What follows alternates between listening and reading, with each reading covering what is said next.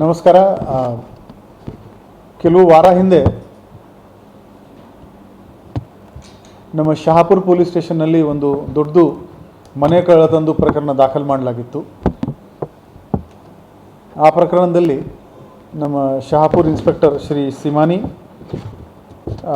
ಅವರ PSI Manikantha Poojary, Praveen Biradar, PSI Manjunath ಭಜಂದ್ರಿ CCB ಮತ್ತು ಸಿಬ್ಬಂದಿ ಜನರಾದ ಶಂಕರ್, ಶ್ರೀಧರ್, ಅಜಿತ್, ಶ್ರೀಶೈಲ್, ಶಿವರಾಜ್, ಶ್ರೀರಂಗ್,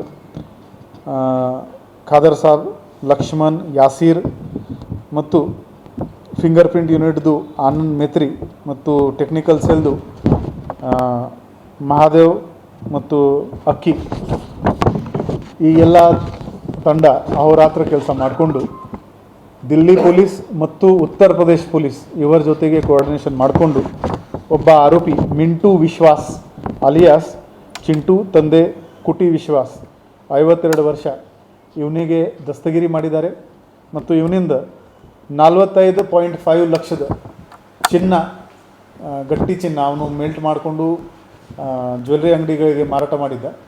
ಸೊ ಅವನಿಂದ ಗಟ್ಟಿ ಚಿನ್ನ ರಿಕವರ್ ಮಾಡೋದ್ರಲ್ಲಿ ಯಶಸ್ವಿಯಾಗಿದ್ದಾರೆ.